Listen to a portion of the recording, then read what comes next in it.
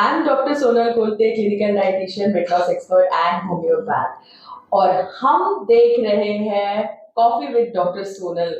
और आज हमारे जो गेस्ट हैं, हमारे हर गेस्ट जो होते हैं बहुत स्पेशल रहते हैं। और आज के भी जो गेस्ट है वो बहुत स्पेशल है।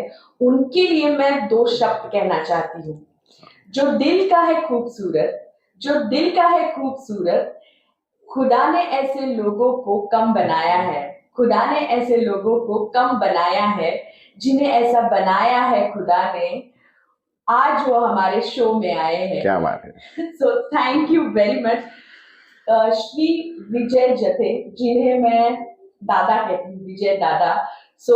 विजू दादा, सबके दादा है, बहुत सारी बहनें हैं। ये सबसे बड़ी स्पेशलिटी है इनकी। वैलेंटाइंस डे के दिन हम इसको शूट कर रहे हैं और विजय दादा हमारे साथ आज यहाँ पे बैठे हैं। बहुआयामी व्यक्तिमत्व है, एनर्जी का बॉम्ब ब्लास्ट, और क्या चीज दादा नहीं करते वो भी मैं आज इनको पूछने वाली हूँ। ये सीक्रेट भी मैं पूछने वाली हूँ कि एनर्जी कहाँ से आती है इतनी सारी। मैं जानती हूँ आपके बारे में सब। जो फेसबुक यूज करते हैं वो भी दादा के बारे में सब कुछ जानते हैं। लेकिन फिर भी मैं चाहती हूँ कि दादा अपने व्यक्तिमत्व और व्यक्तित्व के बारे में थोड़ा सा हमें बताएं। कुछ नहीं, बस आप समान दोस्तों का साथ है और यही साथ और ऐसे ही दोस्त मुझे एनर्जी देते रहते कुछ कुछ नया करने की या साथ में कुछ करने की। वैसे ही एक सोनल है, सोनल मैं बोलूँगा, सोनल बहुआयामी व्यक्तिमत्व है और एकदम चेरिश है, मिस जहाँ जाती है स्पार्कलिंग लाती है। तो सोनल के साथ में भी मैंने बहुत सारी 2 जगह जजिंग किया है और मज़ा आती है काम करने में, लोगों के साथ में, लोगों से जुड़ने में मज़ा आती है। आप बहुत सारी चीजें करते हैं, जैसे कि आप सिंगर है, आप एक्टर है, आप लिखते हैं, आप पोएट है। एक क्वेश्चन हमेशा हम पूछते हैं हमारे गेस्ट को कि इसके लिए आप किसी तरह का एजुकेशन लेते हैं क्या? जैसे कि अगर आपका ट्रैवलिंग, टूरिंग और ट्रैवलिंग का बिजनेस है, आप एक्टिंग बहुत बढ़िया करते हैं, तो इस तरह का चीज में जब हम आते हैं तो वहां पे स्पेशलाइज्ड ट्रेनिंग लगती है। तो किस तरह का एजुकेशन यहाँ पे होना चाहिए? एजुकेशन की तो बात ऐसी है कि हमें पहले डिसाइड करना चाहिए कि हमने क्या करना है हमारे जीवन में। मेरा भी ऐसा अपना मानना था कि मुझे आईएएस बनना है, आईपीएस बनना है या फिर अच्छी गवर्नमेंट सर्विस में जाना है, तो मैंने वैसे प्रिपरेशन चालू किया। एमबीए करने के बाद में कुछ 1-2 बार क्वालीफाई भी हुआ एमपीएससी में। कुछ कारण की वजह से वो पीछे छूट गया। पर बिकॉज़ ऑफ मुझे नेचर बहुत ज़्यादा पसंद है इसमें, इसलिए मैंने एमबीए के बाद में पीजी किया ट्रैवल एंड टूरिज्म में और 2006 को मैंने मेरा ट्रैवल एजेंसी ओपन किया जिसका नाम है विश्वा ट्रैवल एंड टूरिज्म। हम बहुत लोगों को अक्रॉस द वर्ल्ड घुमाते हैं, साथ में बहुत सारे सरकारी ऑफिसेस हो या इंडिविजुअल ऑफिसेस हो, सबको हम हमारी सर्विसेज देते हैं। फिर ऐसा करते-करते कहीं तो भी झुकाव नेचर की वजह से एक्टिंग में आने लगा और ऐसा लगा कि कुछ हम कर सकते हैं, तो अभी तक 4 से 5 मूवीज़ की है और 2-3 नाटक भी हुए हैं। मज़ा आता है एक्टिंग करने में या किसी के साथ में ऐसा जुड़ने में। और एक्टिंग की बात ऐसी है कि अपन एक ही जीवन में अलग-अलग व्यक्तिमत्व जीते हैं। मीन्स कभी मैं पुलिस ऑफिसर की भूमिका करता हूँ, तो मैं ये फ़ील करता हूँ कि मैं पुलिस ऑफिसर हूँ। कभी मैं ऐतिहासिक एखादा पात्र करता हूँ, तो अभी-अभी मैंने पुण्यश्लोक अहिल्याबाई का जो मल्हारा होलकर का पात्र है वो किया। तो मुझे ऐसा लगा कि मैं वो इपिक में वो एरा में गया हूँ और मैंने वो मल्हारा होलकर के साहब की भूमिका की। मज़ा आता है। यहाँ मैं बताना चाहूंगी कि 5 मूवीज और 3 से 4 ड्रामा ये करने के बाद किसी को भी लगेगा कि मैं एक्टर बन गया। लेकिन दादा ने क्या किया? दादा ने एडमिशन ली, वो भी एमएफए में। क्यों? क्योंकि उन्हें अपना जो जो भी वो करते हैं उसमें वो स्पेशलाइज्ड होना चाहते हैं। तो ये हर एक दर्शक को ये एक सोच जाती है कि आप आपके जीवन में हमेशा विद्यार्थी दशा में रहते हैं या स्टूडेंट आप रहते हैं, और उसी दौर में रहना बहुत लोगों को पसंद आता है। अगर आप दादा को देख रहे हैं तो एक age is just a number हम बोलते हैं, उसका एक अच्छा उदाहरण ये है। फर्स्ट ईयर MFA हो गया है और भी 1 साल बचा है, वो करेंगे और उसके बाद में PhD करने का भी इन्होंने सोचा है। तो जरूर सोचिए। एक चीज उन्होंने कही, नेचर से बहुत लगाव है, नेचर से जुड़े हुए हैं, और यही जुड़ते जुड़ते मिट्टी से भी जुड़ गए, हमारे देश की मिट्टी। तो दादा, मेरा अगला सवाल जो है वो भूमि पात्र के बारे में है। तो कैसे जहन में आया भूमि पात्र के बारे में? कि कोरोना महामारी का जो बीच में काल गया है, तो उसमें बहुत लोगों को दिक्कतें आई। उसमें एक कुम्हार जो समाज है, उनको भी बहुत दिक्कतें आई, उनका उदार निर्वाह होने के लिए भी उनके पास पैसा नहीं था। तो किसी ने मेरी पहचान एक कुम्हार फैमिली से कराई, जिनके पास बहुत ही बस खाने के भी पैसे नहीं थे, रोज़गार नहीं था। तो मैंने हमारे खेत पे उनको एक छोटा-सा ज़मीन का टुकड़ा कुछ काम करने के लिए दिया कि आप यहाँ की मिट्टी लो और यहाँ कुछ काम कीजिए। तो ऐसा करके उन्होंने वो मटके-वटके सब उसका उत्पाद वहाँ पे किया, क्योंकि उनके पास जगह नहीं थी और कहीं घूम नहीं सकते थे। तो वो करके मैंने फिर थोड़ा-सा अपने समाज में उनको कनेक्ट करके दिया कि मेरे मार्फ़त आपका जो बनाया हुआ चीज़ है, वो हम दे सकते हैं, ताकि समाज में भी आपका ये जो मटका हो या बाकी भी चीज़ें हो जाए। और ऐसा करते-करते कनेक्शन बन गया, कनेक्ट हो गए हम लोग।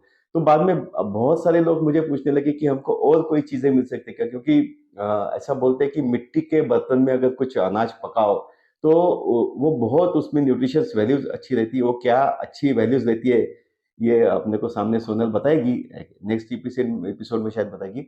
पर बहुत न्यूट्रिशियस वैल्यूज़ देती है और सेहत के लिए बहुत अच्छा रहता है, क्योंकि तांबा, काँसा, पीतल इसमें अपने कुछ-कुछ नेगेटिव पॉइंट्स रहते हैं। ये पकाने से कुछ नेगेटिव मात्राएँ जाती है, ऐसा बोलते हैं। तो फिर मैंने ऐसा किया कि मैं बोला कि ठीक है, तुम क्या-क्या दे सकते हो? तो उन्होंने कुछ-कुछ नई-नई चीज़ें दी। उसके बाद में फिर MP के कुम्हार समाज के जो बंधु भगिनी है, उनसे मेरी मुलाकात हुई।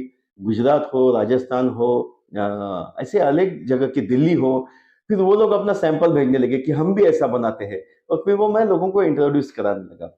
आज ऐसी स्थिति है कि ऑल ओवर इंडिया से सारी कुम्हार समाज, जो लोग ये मिट्टी का अर्दन पॉट्स बनाते हैं, वो हमसे कनेक्ट है, और हम बहुत ही मिनिमम कीमत में वो समाज में जिनको लगते हैं उनको देते हैं, और उसका प्रॉफिट का एक जो छोटा-सा हिस्सा है, बहुत ही छोटा-सा, वो हमारा एक चैरिटेबल ट्रस्ट है, उन्हें हम डोनेट करते हैं। सुनो। तो सोशल वर्क पे सोशल वर्क पे सोशल वर्क क्योंकि कुम्हार लोगों की जो समस्या है हम जानते हैं, मिट्टी के बर्तन बनाना, एक एक हाथ से बनाना, उसको पकाना, ये एक बड़ी लंबी प्रोसेस होती है। उसके बाद उसे बेच नहीं पाना, क्योंकि मार्केटिंग का यस। जमाना है और मार्केटिंग हर एक को नहीं आती।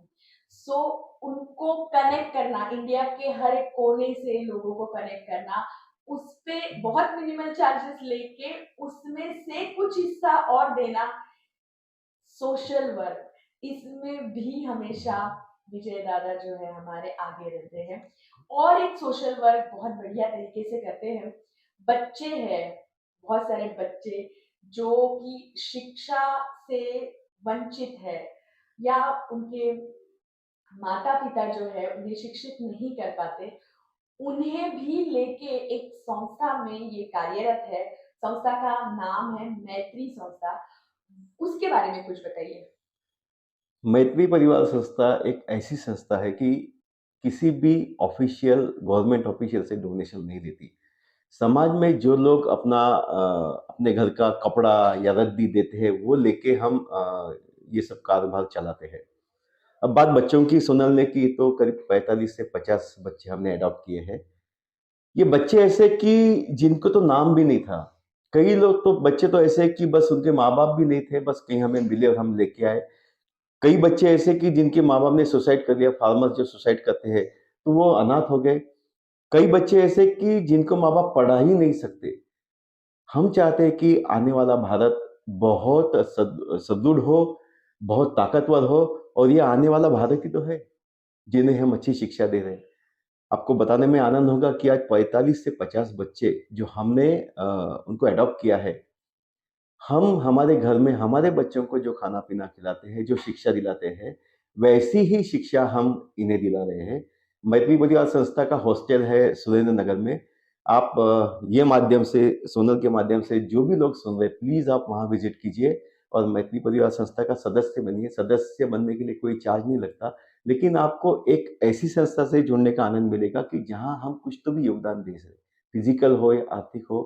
क्योंकि हमारा भारत अगर बुलंद बनाना है, हमारा भारत अगर मजबूत बनाना है, तो हमें अपने बच्चे या आने वाली भविष्य उसको ताकतवर करना पड़ेगा। सुना। बुलंद भारत की नई पहचान, और ये पहचान बनानी है, और बनाने वाले हाथ, मिट्टी के बर्तन बनाने वाले हाथों को जो मजबूत कर रहा है, हमारे भारत को जो मजबूत कर रहा है, हमारा यूथ उनको जो मजबूत कर रहा है, ऐसा एक विशेष व्यक्तिमत्व आज हमारे साथ है। इससे बड़ा अहोभाग्य हमारा नहीं हो थैंक यू सो सकता। मच। सो हर एक एपिसोड में नए चेहरे हमारे साथ आते हैं। विजय दादा की और एक स्पेशलिटी मैं आपको बताती हूँ, जितना अच्छा सोशल वर्क करते हैं उतना ही अच्छा मार्केटिंग, बहुत बढ़िया मार्केटिंग। विष्णु जी की रसोई नागपुर का हर एक बंदा, हर एक व्यक्ति जिसे परिचित है, वो विष्णु जी की रसोई और हमारे प्यारे विष्णु जी के साथ जो विष्णु जी को स्ट्रॉन्ग कर रहे हैं बहुत सारे हाथ, उनमें से एक हाथ जो है हमारे विजय दादा का है। और उसके बारे में भी दादा बताएंगे। 16 बार एक बहुत बड़ी कढ़ाई है हमारे पास नागपुर में, हम उसमें बहुत सारी चीजें बनाते हैं। नासिक, औरंगाबाद, धुले, बहुत जगह, जलगांव, बहुत जगह हम जा चुके हैं। हमारे नागपुर का प्राइड, और विष्णु जी हमारा नागपुर का प्राउड है, एंड कढ़ाई जो है प्राइड है। और उनके साथ जो हाथ मजबूत हो रहे हैं वो विजय दादा जैसे बहुत सारे मेंबर्स हैं, उसमें से एक पिलर है विष्णु जी के रसोई का। उसके बारे में भी बताइए कुछ। विष्णु करीब करीब 96 97 से विष्णु और मैं साथ में हूँ, और मेरा जिगरी यार या दोस्त बोलते हैं वैसा है। बहुत मीन्स कल्पनाओं का धनी है विष्णु। आज वो जिस स्तर पर है, मीन्स इंटरनेशनल शेफ, नागपुर ही नहीं, पुणे, औरंगाबाद, नासिक, थाना, यूएसए में 2 ब्रांचेस, ये सब विस्तार बिकॉज ऑफ विष्णु की कल्पनाओं से हुआ है। और अपना फूड, इंडियन फूड, क्योंकि फूड का ऐसा है ना सुनल कि हर 40 किलोमीटर पे अपनी टेस्ट बदलती है, अपना फूड बदलता है। मुझे नहीं लगता कि इतना गौरवशाली फूड संस्कृति किसी और राष्ट्र या देश की हो सकती है। और अपना फूड लोगों तक जाना चाहिए, इसलिए वो हर बार कार्यरत रहता है। इसलिए उसने अभी तक 16 वर्ल्ड रिकॉर्ड बनाए हैं। अलग-अलग आप विष्णु का गूगल सर्च कीजिए तो उसमें 56 आवर्स नॉन स्टॉप कुकिंग हो, या फिर सबसे बड़ा पराठा हो, या फिर 5000 किलो एक ही कढ़ाई में खिचड़ी हो, या जलगांव में बैंगन का भरता हो। अभी-अभी हमने 12 तारीख को भगर बनाया। मिलेट्स ईयर हम सेलिब्रेट कर रहे हैं। तो उसी के अंतर्गत एक ही कढ़ाई में 4000 किलो भगर नासिक में हमने बनाया और वो लोगों को निःशुल्क वितरित किया। तो ऐसी चीजें चलती रहती है। और बिकॉज ऑफ मैं नागपुर आकाशवाणी में युवा वाणी के लिए कुछ इंटरव्यूज देता हूँ, तो ऐसे सेलिब्रिटी लोगों के या ऐसे हर हुनर लोगों का इंटरव्यू लेता हूँ जो समाज के लिए या विशेष कार्य करते हैं। मैं आपको बताना चाहूंगा कि हमने डाइट्स, इस विषय पर मैंने खुद सोनल का भी इंटरव्यू लिया है। नंबर ऑफ, फिर आईएएस आईपीएस अधिकारी हो या हॉलीवुड के बॉलीवुड के अभिनेता हो, उनके भी मैं इंटरव्यूज, अभी तक के बहुत सारे इंटरव्यूज हुए। तो उससे लोगों में इंस्पिरेशन जाता है, एक मैसेज जाता है कि ये लोग क्या कर रहे हैं। वाणी, वाणी मधुर होती है, और मधुर वाणी सबको मोटिवेट करती है, झूमने लगाती है, नाचने। तो ये मधुर वाणी भी के धनी है दादा। बहुत सुंदर गाना गाते हैं। सूत्र संचालन में दादा बहुत अच्छा काम कर चुके हैं। नागपुर में बहुत सारे शोज, सूत्र संचालन या एंकरिंग जिसे बोला जाता है, बहुत बढ़िया एंकरिंग, बड़े बड़े शोज की एंकरिंग दादा करते हैं। मैं खाना खाने के लिए बोलती हूँ, ये तो बनाते हैं, खाना बनाते भी हैं। मैंने देखा है इनको खाना बनाते हुए। फेसबुक पे अगर ढूंढोगे तो जलेबी खाने आओ या ठेपला खाने आओ, इस टाइप की बहुत सारी रेसिपी भी बनाते हैं। सूत्र संचालन में किस तरह से आए, क्योंकि बड़ा क्षेत्र है। यस, कैसा है कि हमारे विष्णु जी की रेसों में कई बार कई सेलिब्रिटी आते हैं। उनके प्रोग्राम्स हम ऑल द वे लेते रहते हैं, हर महीने में या 15 दिन में, क्योंकि हमने वहाँ पे एक ओपन थिएटर ये बना के रखा है जिसका नाम है डॉक्टर गिरीश भोग गांधी खुले रंगमंच। तो वहाँ पे कई बार ऐसा होता था कि वो आने के बाद में उनको इंट्रोड्यूस कराना या फिर वो किस चीज़ पर बोलने वाले हैं या क्या करने वाले हैं। तो ऐसा फिर उनको इंट्रोडक्शन कौन देगा पहले? तो ऐसी ये जर्नी चालू हो गई। फिर ऐसा करते-करते कई लोग बोले यार तुम सूत्र संचालन अच्छा करते हो तो एक काम करो एक आध ऑडिटोरियम में एक आध प्रोग्राम है तुम्हारा थोड़ा-सा बोल दीजिए। ऐसा करते-करते बस ये कारवां चालू हो गया और आज बहुत सारे शोज़ का मैं होस्ट करता हूँ फिर वो गानों का ही हो या फिर राजकीय हो या फिर आईएएस, आईपीएस अकेडमी के कुछ प्रोग्राम्स हो तो दौर चालू हो गया। मूछें हो तो नथुलाल जैसी, तो ऐसी ही मूछें जो है हमारे दादा की है और वो उनको बहुत जचती है, पता नहीं किसी ने बताया है कि नहीं अभी तक। और बहुत handsome, tall thank you so and much. Actor वाली पूरी खूबियाँ उनमें हैं। सो मैं तो बोलूँगी क्योंकि मेरा हक है ऐसा बोलने का। सो ललित लेख, लिखाण, कविता और गाना या एक भी चीज़ नहीं है जिसमें इन्होंने कुछ नहीं किया। ऐसी कोई चीज़ है जो आपने नहीं की है? नहीं, नहीं, कैसा है सोनल कि हम जब नेचर से जुड़ते हैं या अच्छी एनर्जी से जुड़ते हैं, तो उसका प्रभाव हम में पड़ते जाता है।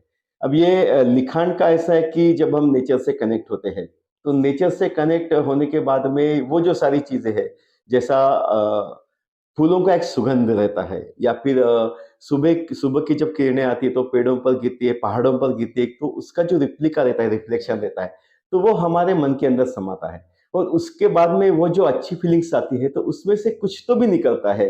तो ऐसी और मैं प्रेम राधा कृष्ण ये विषय पे ज़रा ज़्यादा लिखता हूँ, तो वो जब पॉज़िटिव फीलिंग्स और एटीट्यूड आता है तो कुछ न कुछ अंतर्मन से हमारे निकलता है और वो जो निकली हुई चीज़ें हम जब लिखते हैं शब्दों में तो उसका या तो कविता बन जाता है या काव्य बन जाता है। तो ऐसी 2 किताबें मेरी बहुत जल्द आएँगी एक कविताओं का है, हिंदी-मराठी कविता जिसमें है और एक ललित लेख या काव्य है उसका भी कुछ ये है। तो उसमें अलग-अलग में सागर का हमने हमारे जीवन से सागर को कैसे जोड़ना चाहिए, ऐसी चीज़ें हैं या फिर प्रेम ये ढाई शब्द जो है, ये सिर्फ़ एक लड़का या लड़की के प्रेम के ऊपर डिपेंड नहीं करता। तो बहुत कुछ है, हमारा जब घर में एक बच्चा आता है तो उसके प्रति हमारा प्रेम या उसकी किलकिलाहट जब होती है, तो उसके ऊपर ऐसे अनेक लेख हैं। आप सभी को मैं जब प्रकाशन दूँगा तब इसके सुनर के माध्यम से आह्वान करूँगा तो आइएगा और वो पढ़िएगा किताब जब आएँगी। बिल्कुल। यस। खाली घर क्या कहता है? हुँ। ये एक बहुत बढ़िया चीज़ during the yes. Corona time आपने यस। लिखी थी, मैंने पढ़ी थी, यस, यस, यस। बहुत ही यस। इंस्पायरिंग उस टाइम पे थी। Yes, yes. पेपर पे कॉलम भी आते यस, हैं, आते हैं। बहुत सारी उम, कोई चीज़ नहीं छोड़ी। नहीं, नहीं, बहुत कुछ चीज़ें करने की है और आप समान लोगों का साथ रहेगा तो और बहुत कुछ साथ में करेंगे, मिलकर करेंगे। सोनल हमारी साथ में है तो मज़ा आती अभी है। फ्यूचर में कुछ चीज़ है अपकमिंग जो एकदम करनी है लेकिन अभी शुरुआत नहीं हुई है ऐसी? बिल्कुल, वैसे तो चालू है 1-2 सॉन्ग्स लिखे हैं ओटीटी प्लेटफ़ॉर्म के लिए वो भी रिकॉर्ड होंगे अभी एंड टचवुड कि अगर सब अच्छा रहा तो एक मुंबई में भी एक बहुत बड़ा प्रोडक्शन चल रहा है, वहाँ पे भी एक गाना जा सकता है मेरा लिखा हुआ और नाटक आने वाले हैं 1-2 एक मूवी ओटीटी प्लेटफ़ॉर्म के लिए आ रही है, उसमें भी मैं कुछ परफ़ॉर्म कर रहा हूँ, तो आते हुए समय में सबको दिखेगा। सो आप क्या सीखे ये बहुत मायने रखता है। लोग सिखाते बहुत सारी चीज़ें हैं लेकिन आप उसमें से क्या लेते हैं, ये भी मायने रखता है। यस, आपने देखा कि आप हर एक चीज़ कर सकते हैं हँसते हुए। सो ज़िंदगी में उतार-चढ़ाव पक्का आएँगे, उसका सामना हँसते हुए कीजिए और मैं ये नहीं कर पाया, काश मैंने ऐसा किया होता। ऐसे करने से अच्छा है कि सोचिए कि अगर विजय जथे जी कर सकते हैं, तो मैं क्यों क्या नहीं बात कर है! सकता? सो इसीलिए आज, अभी, इसी वक़्त ये खुद से प्रॉमिस कीजिए कि जो अधूरी इच्छाएँ मेरी छूट गई है, उसे मैं बिल्कुल कंप्लीट करूँगा यस। आज और इसी इसी मौके से।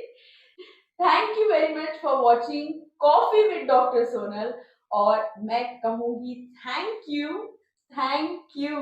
नहीं और थैंक यू फॉर नहीं, नहीं थैंक यू तो मुझे कहना चाहिए सोनल क्योंकि सोनल का भी जो जर्नी है वो मैंने देखी है। कई बार मैं सोनल को जजिंग के लिए साथ में बुलाता हूँ, हम जजिंग साथ में करते हैं जहाँ मैं परीक्षण करता हूँ रेसिपीज़ का, वहाँ ये डायटीशियन वैल्यूज़ देखती है और एक एक फोकस है सोनल का कि सोसाइटी में डाइट अच्छा होना चाहिए, सोसाइटी मजबूत बनना चाहिए और इसलिए कार्यरत रहती है और मज़ा आता है इसके साथ में मुझे। और आज का जो खास दिन है कॉफ़ी विद सोनल, ये सही में मेरे लिए खास रहा और थैंक यू। और जब भी आप मुझे बुलाओगे सोनल, मैं आऊँगा और आपके साथ में हूँ और रहूँगा। Thank you so much. ये है स्पेशलिटी श्री विजय जथे जी में। सो इसी नोट पे आज का एपिसोड खत्म करती हूँ।